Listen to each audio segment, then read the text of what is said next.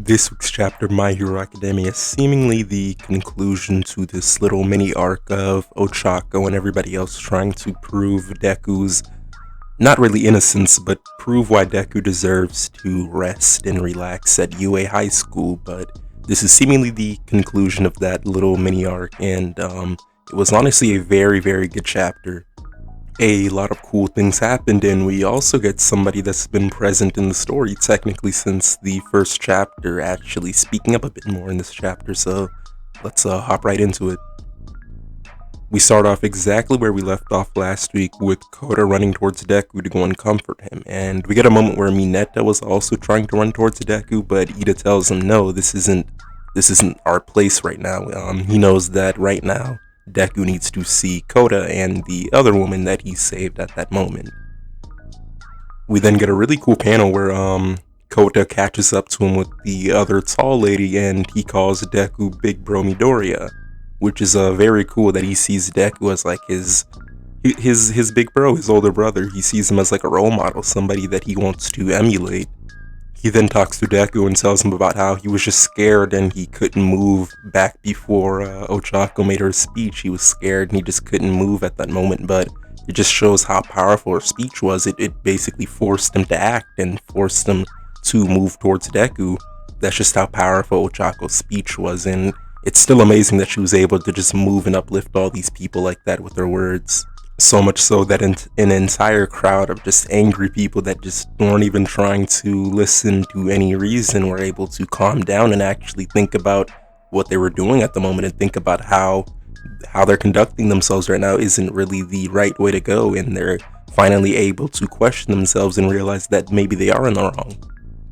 We then get another cool panel where Kota says that I am here and that Deku doesn't have to cry anymore.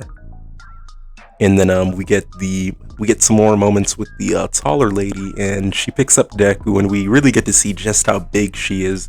She honestly towers over Deku when she was lifting him up off the ground. She also talks to Deku about how a bunch of shelters just didn't want to take her in just because of the simple fact that she was a mutant and they didn't want to allow her there. And she says that it's really lucky of her that she was able to see him again, since she probably didn't think that she would, since at the time she didn't know exactly who Deku was.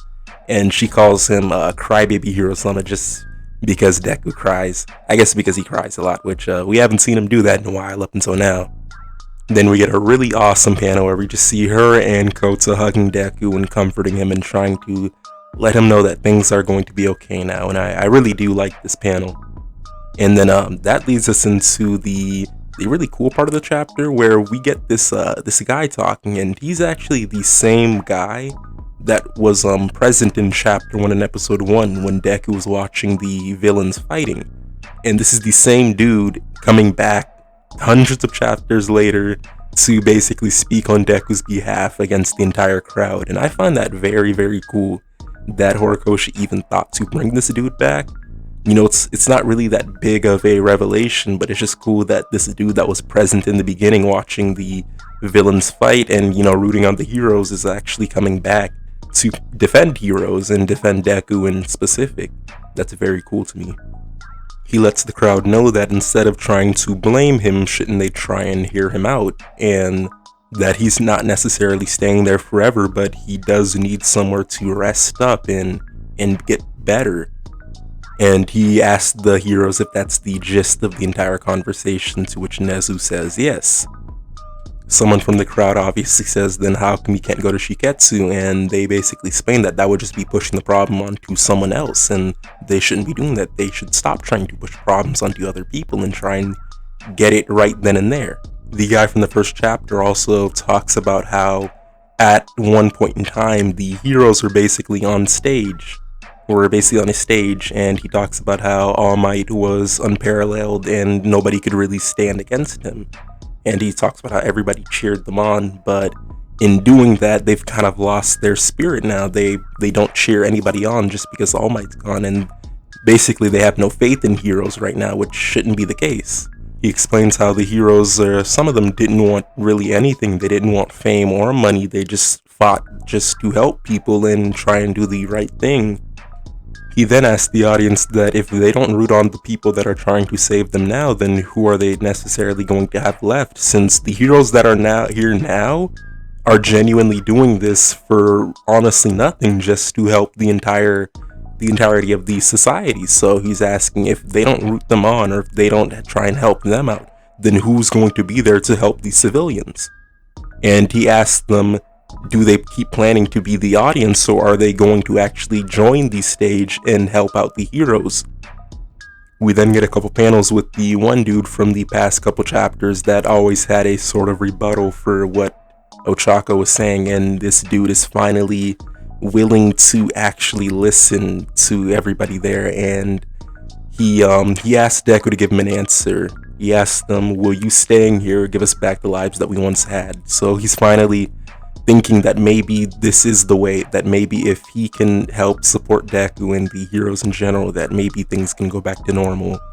And to this, we get a very, very cool panel that I really liked, where Deku says, I'm no longer alone, and he says that I will take everything back, which is very cool, since he now realizes that he finally has the support of the audience and all of the people there, so he's not alone anymore. He also has the support of all the other heroes and his friends, so he feels like he can definitely do it now.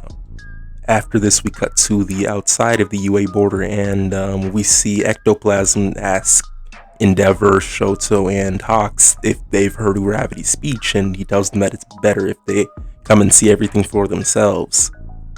Endeavor questions himself, and he says that in the end, all they did was really push the burden onto Deku, and that they didn't really make any progress at all, and they just took a bunch of detours. Hawks then denies this and says that they actually did take steps forward, and that what's happening at UA right now is basically the culmination of those steps. And he talks about how All for One is the crystallization of people's hearts, and it basically joins people together and connects them. He then says All Might connected to Midoriya, Midoriya connected to his classmates, which then had Uravity connect to everybody else in the audience. And it's basically like a long chain of people understanding each other and connecting to each other and trying to find a solution to a problem by helping each other out. We get another cool panel where we see all of the heroes and the audience basically working together to give each other umbrellas and just helping each other out, talking to each other, and understanding each other, which is basically what they had to do in the beginning. That's all they had to do, just actually talk and try and understand each other's sides, and realize that they should all be helping each other out instead of one side, vilifying the other side, and it shouldn't have been like that. So it's just very cool to see everybody working together and finally understanding each other. We cut back to Shoto, and he basically reminds Endeavor that they're going to be doing it together, which means trying to bring Toya back. So he's still reminding Endeavor that they have to do that. And that's going to be another plot point probably down the line. Not right now, but we're definitely going to see them encounter Toya again. Aizawa actually shows back up in this chapter after this, where Principal Nezu basically tells him that Uraraka was able to do something that even he wasn't, and he tells Aizawa that his class was able to basically fix the situation, and we see Aizawa give like a sort of smile. He never really shows a lot of emotion, but you can definitely tell that he's happy that they were able to bring the audience together, the crowd, and that everybody's actually working together now. He asks Aizawa how his prosthetic leg is working out, and Aizawa says that basically he's not as adept at using it as Mirko is with her prosthetic. So it's going to be at least a lot of time before he's able to really use his legs and able to walk around easily. So he's probably going to be out of any fights for at least a little bit now. And we also see that he did lose his eye, and he's using an eye patch right now, which funny enough has been foreshadowed a couple of times in a lot of the color pages, where we see Aizawa's right eye, the same one that he lost, covered up. So I guess Horikoshi was planning this out for a long time, which is pretty cool. Nezu and Aizawa speak on Kurogiri, and they talk about how there is still a path forward to trying to bring back Aizawa's friend, and that it's definitely still feasible for them to bring him back and have him not be this mindless Nomu anymore. So that's definitely a good thing, and we probably will see him somehow in some fashion or capacity come back into the story. and maybe they'll be able to like extract him away from the Nomu side of himself. But that'll definitely be cool, and we do see that down the line. They also talk about how they have countermeasures against Toga's blood ability, where before refugees can actually come into UA now, they have to sit and endure like a waiting period before they're actually let in, which makes sense since they know the time limit that Toga can keep up her clone, or how she can copy people. So they know the time limit, and that's very good. So now they're not gonna have any Togas coming into UA. There's also a really cool panel where we see Aizawa saying that UA is a stronghold and that this is their time for revenge, which is definitely giving me some Final Fight vibes. Which this could be like sort of a final arc, or I think we don't have like too many arcs left in My Hero unless like something really big happens. But this is really giving those like final arc vibes right now. And the last two panels of the chapter are actually of All Might, and we see a very he almost looks kind of not sad but concerned about something. But he's seemingly outside of the UA border right now, and we see like this concerned look on his face, and we can't even see his actual eyes. So I don't really know what's going on with that, and I guess we're going to figure it out next week with what's going on with All Might, since we haven't seen him in a long time now. But I'm definitely ready for whatever happens next chapter.